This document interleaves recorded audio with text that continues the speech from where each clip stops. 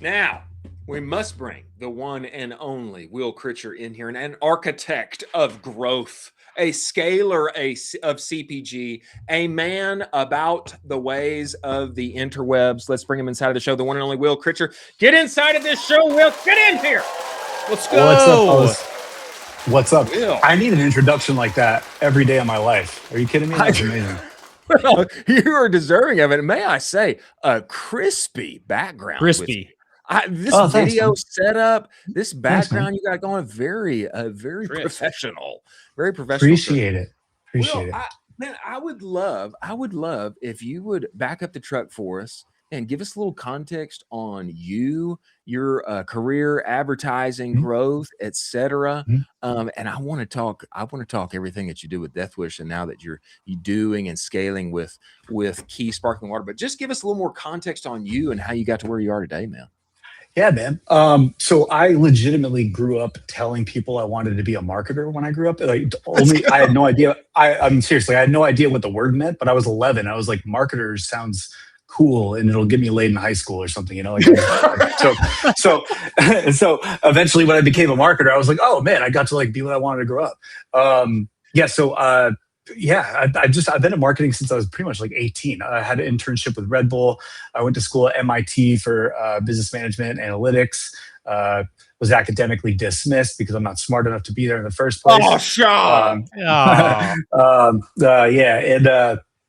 So I started my own marketing agency, pretty much focused on small business, eComm, and for whatever reason, the real estate market. I got really, really knowledgeable in the real estate market, working with independent brokerages and things like that. Love brought me from the West Coast back to the East Coast. And then I don't remember how, I think I was headhunted by Death Wish. I don't remember applying. I might have, one of the two. So I ended up taking over the direct ad, like all the performance marketing and whatnot that Death Wish was doing.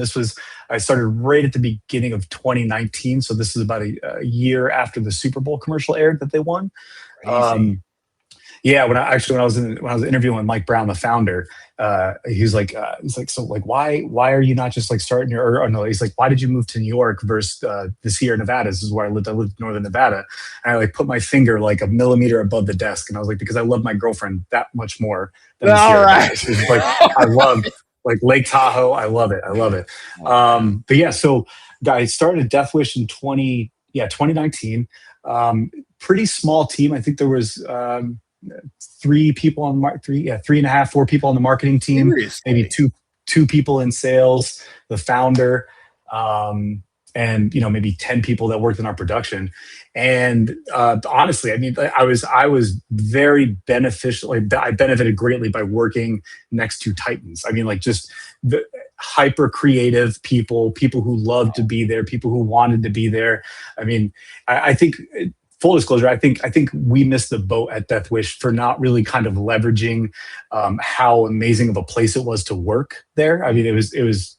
I mean, the bar is fucking incredible. It was amazing. Awesome. We did a lot of really, really fun stuff there.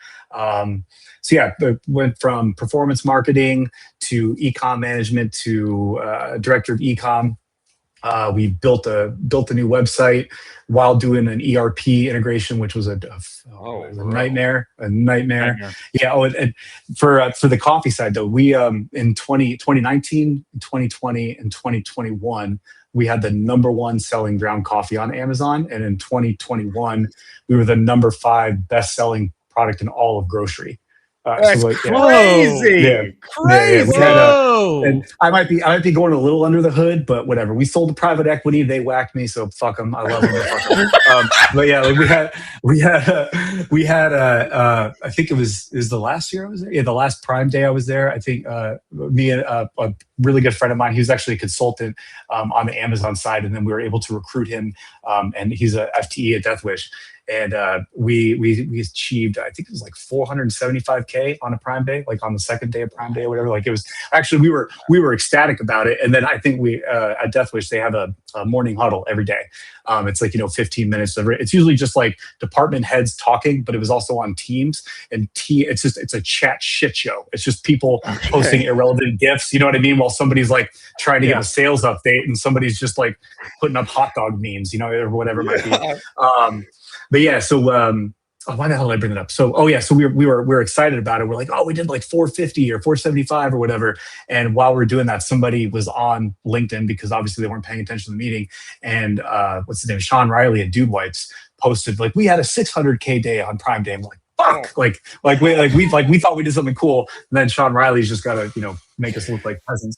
But bogged by Sean Riley. yeah. But it was, dude, Death Wish was great, man. It was great. We worked out of this little office in it's a town called Malta. It's like halfway between Saratoga and Albany. We had this it was like in this little shopping plaza, kind of rundown place.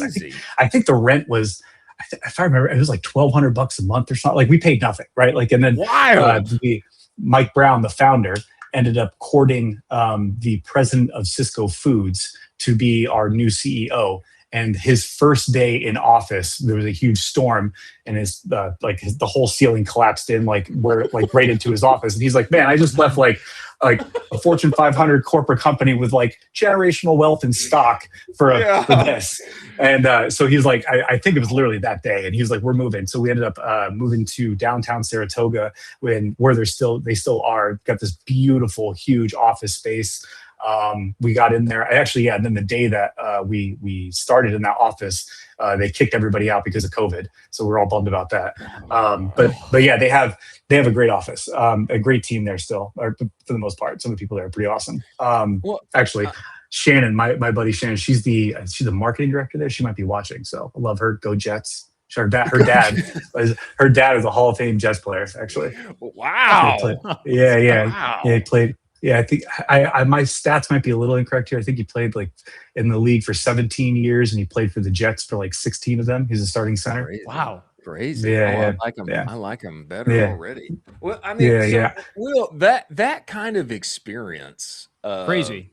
Just getting into Ecomm, starting an agency, getting on the ground floor of an incredibly fast-growing company, and scaling that up. I mean, that is. Talk about a notch on your belt. It's like a belt buckle. That's a huge notch on your belt, Yeah. I started to kind of recognize that too, like especially after getting whacked from Death Wish, had a fair amount of pretty good offers, which was pretty not even trying to do anything, not applying for anything, just getting these types of things. And I obviously attribute a lot of that to Death Wish. I think not only like the notch on the belt was significant, but like I think even more so is the exposure to doing all of these things, and how again I was predominantly on marketing and the eComm side, but I had a front row seat to a lot of the retail. I mean, when I started at Death Wish, I think in 2018 they did like 150K in retail revenue, and then by the time I left, I mean they're like 60, 100 million. I mean, we scaled in retail very fast. So like just again, I didn't have a lot of firsthand experience in like the retail marketing and any of that stuff, but being exposed to it and just kind of seeing all like the hell that all of that is, was great. Sorry, I cut you off on that one though. No, so that experience, and now being in the CMO, Key Sparkling Water. I mean, what is that? What does that look like in terms of growing a CPG? What's it look like? What's the engine? What's the architecture look like in 2026? That's different. What's applicable? Like what's it look like now at Key? Brother, if I had to answer that question, I'd give it to you. I think, I never thought, so Key was founded by actually Mike, the guy that I was just talking about that got pulled in from Cisco. Him and I and his cousin started Key Sparkling Water. Awesome. And so I think before we get into what's working, what's not working, I think it's worth knowing canned beverage is a highly capital intensive business, right? That we had a sense of that. I think, but I think we we erred too much in terms of like thinking we would get a little bit more of a short-term or quick success on Mm. ecom. That's certainly been a little harder to achieve. But again, we're coming from selling a legal narcotic that costs, Yeah. a few dollars to ship, to selling Right. water that costs, And it's $20 heavy. to ship because it's Yeah. exactly right. So there's quite a few challenges on that front. That we're still working through. Like we have pretty decent retail distribution, especially like in the Northeast, which is going well. But from the ecom side, I mean, it's like, your usual suspects of paid media. And so, I mean, it doesn't work. Like at least in my experience, I mean, I feel like the only company you're going to say that is able to make the sparkling water space work has been Liquid Death, and their success had nothing to do with performance marketing, right? And so, Yeah. I mean, I should have taken that as a better indication on things. I was like, oh, I'll just jiggle the handle, run some ad manager, and we'll be pumping money out here. Fuck no, yeah, like it Not did not easy. work out that way. Not at all, Yeah. not at all. Well, So, well, oh, go ahead. could you talk to us a little bit about? I want to jump back a little bit here because you talked to us about your success on Amazon, and I feel like you brushed over the fact that you are just doing an unbelievable amount of revenue on Amazon. Could you talk Mhm. a little bit about like how you did that practically and tactically? Because I think Amazon is so intimidating for brands as a channel, but you're out here just being like, yeah, we basically just did 400 grand in a day on Mhm. it on one channel. And like I know many Mhm. brands that would absolutely love to do that and are trying to ramp up Amazon now. Yeah. So, um, big coffee is extremely competitive, obviously. I think like around my time at Deathwish, from the 2019 to, when I was very, very involved with Amazon from 19 to 22. COVID kind of pressed fast forward, so these legacy brands started recognizing, I think, putting more effort and energy into Amazon. So we found a lot of success. I mean, like we were eating a lot of these people's lunch just through just great advertising. Honestly, like great. I think we were just doing very, very well in that front of things. I think Amazon can certainly be intimidating with, it's a different platform. There's different forms. There's different rules. There's, the bots autonomously scraping. And I mean, during COVID, we had our number one, our dark roast ground got pulled off. Like it got suspended or delisted for 15 days with no information. I mean, like, sellers deal with these challenges all the time. We thought it was because we had death in the title.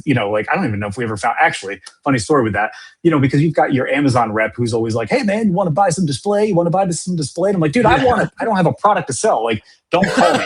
So anyway, like I end up like during this delisting, I end up hopping on a call with him. He's like, no, I'm pretty sure I can help you out and deal with yada, yada, yada. I get on the call 5 minutes into it. I'm like, this is a waste of my time. I'm like, sorry, dude, I can't talk to you right now. I get off the call, skip to like 3-4 weeks later. I got a package in the mail, and it was got a card. It's a bottle of Casa Azul tequila. And in the card, it was like, hey, really sorry about everything you've been going through. Didn't mean to waste your time. And Jeff wanted you to have this, like jokingly. And it was from the Amazon rep. And he bought me like a $200 bottle of tequila. It was like signed Jeff. And I'm like, oh, nice. I'm like, Jeff Bezos got me something. Not really. Thank you, but Jeff. that's what I like to do. Yeah, thank you, Jeff. Exactly. But yeah, Amazon can be really intimidating for sure. I think if you just simplify what it is, right? I think like the number one metric on Amazon, in my opinion, is click-through rate. Like, so whatever you can do to achieve click-through rate, like they really do kind of give you the ingredients to the ingredients to the recipe of what you're going to do to set yourself up for success. I think, then a lot of the art, and the experience comes into play with just, again, where you're choosing to advertise, how you're choosing to advertise within the platform. There's a lot of really cool features. I mean, they're cool. They're old now, but, like the brand referral bonus. So it's like, if you've got a D2C situation, obviously you could put, you're running a Prime Day deal or whatever, you can send that email out, and then you'll get a kit. You'll basically become your own brand ambassador. I think they give like 10% or 15% of any confirmed off-channel purchases. So it's like, we leverage things like that, just to, because again, it's like while we have like they have like, I'm not going to go too under the hood, but like a very, very, very significant subscription business on D2C, and so like, but there's understanding that, like people sometimes just choose to buy on Amazon. So we just found ways to to, kind of delineate those two audiences and then try to capitalize with the brand referral bonus. But yeah, I think tactically what worked then, I think it would probably be harmful or negative today, just in terms of like how quickly certain things move around. But I mean, at the end of the day, it's click-through rate. I mean, click-through rate is the biggest one. If you optimize for that, I feel like you're already in a really good spot. Wow. The reason that I'm so interested in CPG in general, Will, I mean, who doesn't love food? Who doesn't love things that you consume? Yeah. It's so cool, and like to bring a product in the world and cans and all. I mean, it's just so cool. But like, this is like the incredible challenge and this is like it's not shipping. I don't know. It's not like shipping powder. It's not supplements. Yeah. It's not shipping powder. It's not shipping software. It's not shipping software, man. It's like it's heavy stuff that has a huge TAM, but it's like, how do I profitably reach them? And like, this is like the continual quandary. And so this is why I find it like so interesting to talk to people like yourself who are in the midst of it and making it happen. It's funny. I've been with Key now for like almost 2.5, 3 years, something like that. Or we've had Key for 2.5, 3 years. And like I said, the business is going to move on retail. That's my experience. I'm confident that you've got like more of the functional or energy benefit or products like RTD and whatnot that likely can do better on D2C or online than Key can. But I think it really just comes down to generating brand equity, is a big one. I think we took a lot of lessons that we learned from Death Wish, at that place. I mean, I think Death Wish has like a 30,000 community member or like 30,000 members of a Facebook community page. It's like ran by the lunatics. Like we have nothing to do with it. So it's like, it's a madhouse. It's pretty funny. But yeah, it's hard. I mean, admittedly, I don't know if I would do it again, but I think like we're so deep in it at this point, and like it's just the business kind of doing what it needs to do. It's a slow mover. We were hoping to obviously move faster, like as everybody is, but it's doing well. And even in the downtime, like we've already started working on a few other projects. One of which, unfortunately, I hate when people say like, "Oh, I'm working on something, but I can't share it." But I'm that guy now. I can't share what I'm working on at the moment. But exciting, but it is something in the coffee space. So it's really excited about it. But so that's keeping us busy and keeping us hungry. I think, one of the other things too is that working with Death Wish or at Death Wish, you get exposed not only to like the other immense talent and people that you're around, but access to tools and applications and things of that nature that we can't justify including or using with Key. And so I understood that too, where it's like, oh man, I'm making it up. Like I haven't used PostScript in a long time, right? So I'm like, you kind of like fall out of tune with what's coming up, like what's working, what's new and what's not. And now I'm just like, now I feel like the old man. I'm like, what are they doing? Like, oh, you can like two-way message people. Like, what is that? Right. So, like trying to get caught up on everything has been pretty fun.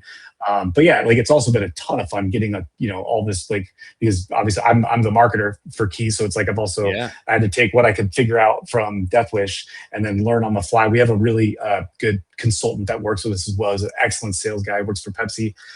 So get a lot of retail experience and awesome. Like figuring out what's working on that stuff. But yeah, dude, it's a ton of fun. I mean, at the end of the day, I get to do exactly what I want to do every day, So I'm not making $1 million a year yet, but I don't have a boss anymore and, can't get fired from private equity. So there we go. Yeah, I'm pretty good, right? That's not bad. Will, you brought up brand equity. I think that's so important in 2026 to differentiate yourself among the countless consumer brands out there. What is kind of like some of your best ways to build brand equity in 2026? Oh, a tough question. I think that we used to say, and I'm sure probably a lot of brands do today too, still say, authenticity, man, that is such a bastard. Like everybody's authentic. You know what I mean? Like everybody's trying to be where it's me, like I think failing in front of people, you know what I mean? Like making that shitty post and kind of owning that shitty post, like the post that wasn't funny or that post that was, just like being able to kind of fail in front of people. I think it humanizes people, like humanizes the brand, and people can relate to that. I think, honesty and transparency are not necessarily the same thing. And I think if you toe that line appropriately, you can really earn, like, not just, like loyalty and things, but you just like, you earn the respect and like kind of like a seat at the table, like that share of wallet that the consumer might have. I think, being relatable, being reachable, and not hiding from your mistakes, and being like, I don't know, like actually being willing to take big swings, and knowing that like the ROI might be awesome or might be negative, but like the risk is worth it, and just being able to take it. I think making those types of those decisions can really help kind of propel, like obviously develop the brand equity, propel the brand, but also like if neither of those things happen, like you can take a pretty good learning lesson from it. And again, like not being beholden to someone else's money and things of that nature, it gives us a lot of flexibility to just kind of take swings and try different things. And I think we've been able to develop some pretty good relationships. And I wouldn't say we have a community yet that'd be pretty egregious at this point, but but we are starting to like, we're like, our product is targeting specifically men, just like guys who like, there is absolutely a stigma around people who don't want to drink. There absolutely is. And so that's why we designed the pack. We designed the can to kind of look like a beer. That way it's not like a big pink bubbly, right?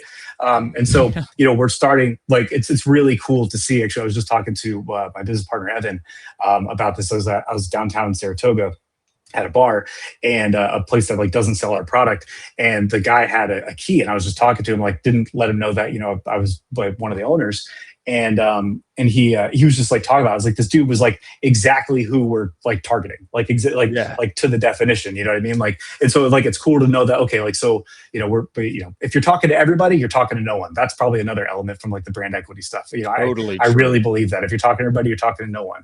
So just really kind of refining and understanding who you're talking to. I think consistency is so important. I'm guilty of this at Death Wish, and likely Key too, of just kind of tweaking an ad or tweaking this a little bit, where then it's just because you think the campaign is kind of hit its plateau, and so you start to just change things from a visual perspective. And I think that really does affect like that consistency with the brand visualization and community of it, or the visualization of it, and the consistency of it. And so I think just being consistent, talking to the same people, like trusting the data and the work that you put in prior to, and like pursuing that. Just because you have hit a wall doesn't mean that it's it's not working, or it's not going to work. It just that wall is just not working type deal, if that makes sense.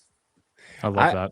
I totally agree with your point. If you're talking to everybody, you're talking to nobody.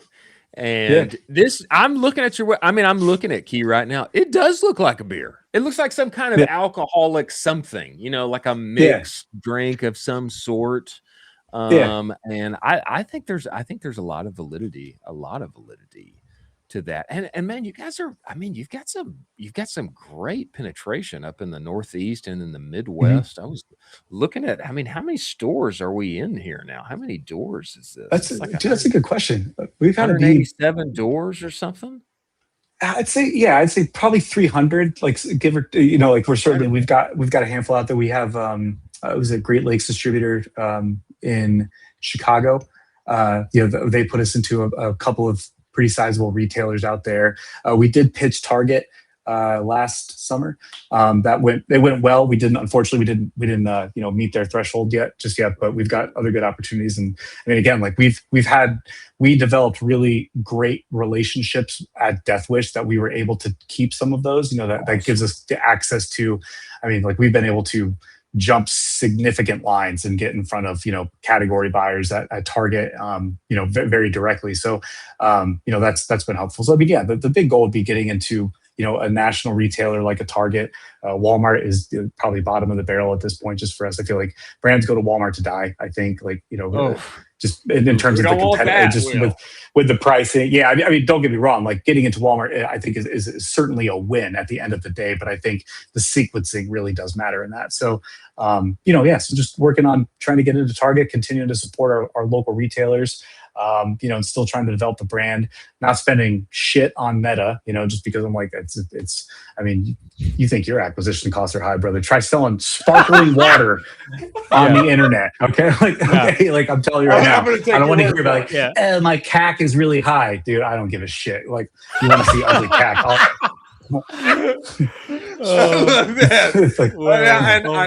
I think I'm just going to take some wisdom from your learnings here and not foray into it myself. But I'm ready. I'm ready to drink. I'm ready to drink key for sure.